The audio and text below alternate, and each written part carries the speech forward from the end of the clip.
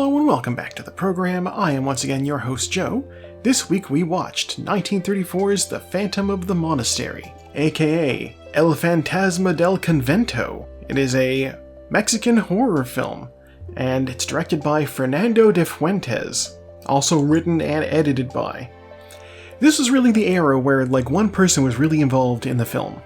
He's famous for an early 20th century trilogy, the Revolution trilogy they called it, about the Mexican Revolution.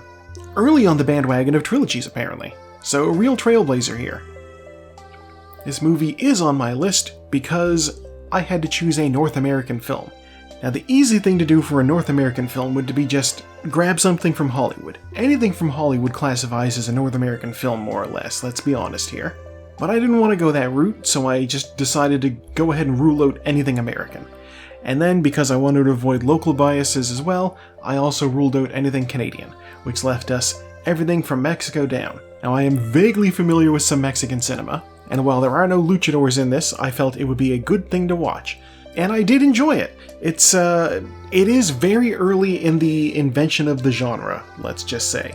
This is only coming out a decade after the original Nosferatu. They were still figuring out what it meant to be a horror film. And so there's a bunch of tropes in this that are vital to the genre. And I kind of love that I get to see the genesis of some of these things. Or if not the genesis, then a very, very early example. You've got your group of friends who are traveling from place A to place B, and they get held up along the way, and they realize, oh no, it's very late, we need to find somewhere to rest, and they wind up picking the spooky place. You know, that's basically every episode of Scooby-Doo, and also Manos the Hands of Fate right there. We have an early example of the trope of the person who was, let's be honest, sexually active, being immediately targeted by the evil forces of the film. You know, you see this in basically any slasher film, to the point that Team Star Kid straight up parodied it with Horny Teens Must Die. Nerdy prudes must die! Nerdy prudes must die! Everybody cool watch those nerds run for their life. In this, the person who's being haunted the most by this bizarre monastery they're in is the guy who's having an affair with his best friend's wife. More on that later. And in the twist ending, they also leaned into the twist from The Shining, or from Pee-wee's Big Adventure. Did you say large, Marge? John, that bathroom's been closed for 40 years. Whoa! I'm not going to call that a spoiler. I saw that coming a mile away. Maybe it is just because it's such a trope, it's such a big thing that you could tell that's where they were going to go. It felt obvious at the time, but also I had the benefit of 90 years of cinema built on top of this to draw from. So yeah, I mentioned that it's about this group of friends who are out traveling across the Mexican countryside. It gets late, it gets cold, they're like, we gotta find some shelter, what can we do? And one of them suggests, hey, there's a monastery nearby, it's abandoned, we could go hang out there. And then a stranger comes up, and he's out walking his dog, and he's like, oh yeah, you can go there, although that monastery's not abandoned. And they're like, I'm pretty sure it is, but okay, can you lead us there? He says, yes, I can lead you there. And so he leads them there, and then he just vanishes. And they knock on the door, and there's monks in there. So they'll let him in, and it's this bizarre monastic order, the Brothers of Silence, Los Hermanos de Silencio. They give them rooms for the night, they give them a meal, they tell them all the stuff that's going on. Well, it takes them a little while to really warm up to them. As they're walking around the monastery, the monks are like, don't go looking into things. The curiosity killed the cat, as they say, right? You don't need to be poking your nose in things. Which is exactly what somebody who's guilty of something would say. But, never mind that. They come to there's a door with a big heavy cross over top of it, and there's moaning coming from behind it. And so obviously they suspect something's happening. At the dinner table, one of the monks ends up explaining to him, we have a brother who fell into sin, and after he died we found out about all the sinful behavior he was up to, and so when we buried his body, he just keeps getting out of the grave and coming back to his room, so we put a cross over the door. There's not a lot we can do about that. Like, that's a very weird way to be resigned to just what is very clearly an unusual behavior. I don't know, maybe try cremation or something. But yes, the characters, one of them is very, like, nothing supernatural could possibly happening here, so I'm just gonna go look through everything. And one of them is very much of the mind of, this is really spooky, I'm gonna stay in my room and get out in the morning and live through this. And then the third one, who is the wife of the guy who has the good sense to not fuck around with stuff, well, she has other thoughts going through her head. As mentioned, horny teens must die. Nerdy prudes must die! That is 100% what they're doing with her character here. So, like, these two guys are best friends, and she's married to this one, Eduardo, and she's having an affair with Alfonso, the guy who is curious and who's depicted on the poster potentially getting choked by a mummy. I don't know. It is difficult to tell exactly who is who from the poster. Yeah, the movie just like made her super hard up for it. Like, oh my god.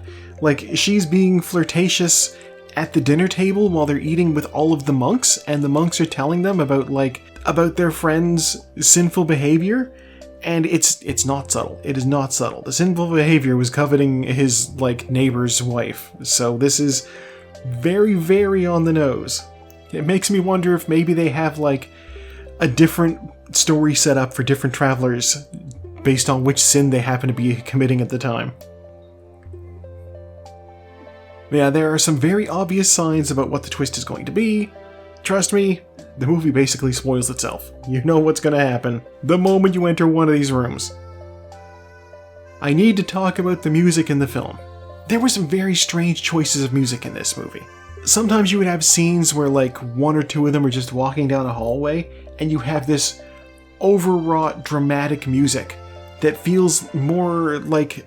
It feels like the sort of music you'd play while somebody's, like, reading a cursed book or opening the vampire's casket for the first time or something. Not walking down a hall and getting to the stairs.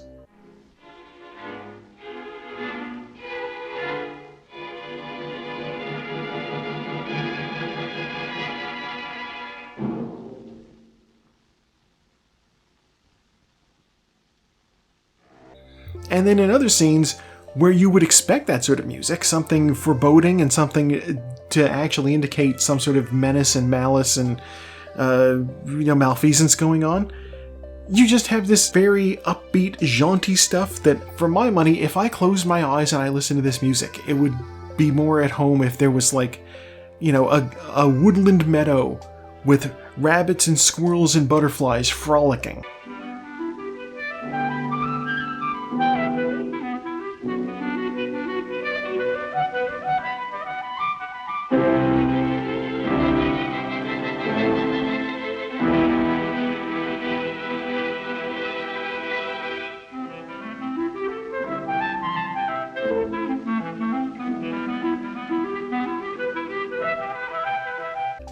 Absolutely bizarre choices, especially given that this is coming out so close to the silent era, where the music was the only thing that you could use to audibly set tone. I also really enjoyed they did a fun thing with the opening credits, where they just had every character, like, face the camera and, like, act something, and they said, this person as this character, so you'd know ahead of time who was who. But also, when we got to this guy, and we hadn't seen him yet, I was like, okay, what's going on with him? Like I was expecting this character to show up, and then we get through most of the movie, and he's not there. And I'm like, well, then what the heck is gonna happen? And sure enough, he's just there to show us the twist ending, that's it. Gets in the opening credits, though. I guess you can do that with a movie with an exceptionally small cast. I do need to say, though, shout out to whoever in the prop department was like, I really like these weird skeleton hands, because they show up a few times, including on this exceptionally juicy looking mummy. It's like all of the fluid ran out of his arms and up into his face or something. Yeah, this was enjoyable, this was short, it had a little bit of odd pacing at times, but, for a film from 1934, you can kind of expect that sort of thing to happen. It's on YouTube, actually. It's on the Criterion streaming service, but we wound up having to watch it on YouTube because I couldn't stream it over Discord using the Criterion app. So yeah, if you want to give this one a watch, you can. It's right there, free for everybody. And hey, speaking of giving things a watch, what are we watching next week? Go! Okay. Why does it... Oh, okay. I'm like, it thinks Baron Munchausen is in first, but it's at the back of the pack. It's because it's closer to the end, because the end is over there. Alright, down into the funnel they go. Doom Generation, of course, has a bit of an advantage here, because it was closer to the front. So it's probably going to go in the hole first. Probably. They are swirling, in it goes. Okay, we are out. The Doom Generation, the fabulous Baron Munchausen, caught up. The hit. We have split, everybody goes to the right. It does not make a difference, they are just as long, I think. A minimal difference if they have any. Baron Munchausen is pulled out front. It is our leader, followed by Doom Generation and the hit. Everything else is a little bit back. I'm confident that they can try to catch up. A Man Escaped, Velvet Vampire, Fear City, and then the rest going into the curve. We have a corner here, we have a speed booster. Baron Munchausen hits that speed booster, does not get a significant boost, but that's fine. And then we go down into little bumps. Takes those bumps no problem, but the Doom Generation squeaks out past it. We have bollards here. These things are always an equalizer, and the Doom Generation slips through a hole no problem. Gets that holage, as they say. And these three have been neck and neck for the front the whole way. Everything else is just an afterthought. But now we have another funnel. And this is a wild course and a kind of a hideous texture. What are we doing? Wait a minute. The Velvet Vampire is out front now. Velvet Vampire has overtaken the fabulous Baron Munchausen, the hit in the Doom Generation. We might have it. Alright, it goes around there. We have the other things coming up behind, but it has a commanding lead now. I don't see any obstacles. There's no obstacles in the way. Just a little bit of a bend there. Oh, it hit some corners awkwardly, but so did everything else. Alright, number 1, the Velvet Vampire, followed by the fabulous Baron Munchausen, the Doom Generation, the hit, Vampire After Hours, here comes my favorite software is being here, there's Sweet Smell of Success, Teorema, Fear City, etc., etc., Kiss of the Spider Woman, A Man Escaped, Never Weakened, 3 women. There's 2 3 women's in here. What the heck? Wow, alright, it's official, our winner is the Velvet Vampire. I've wanted to watch this for a while.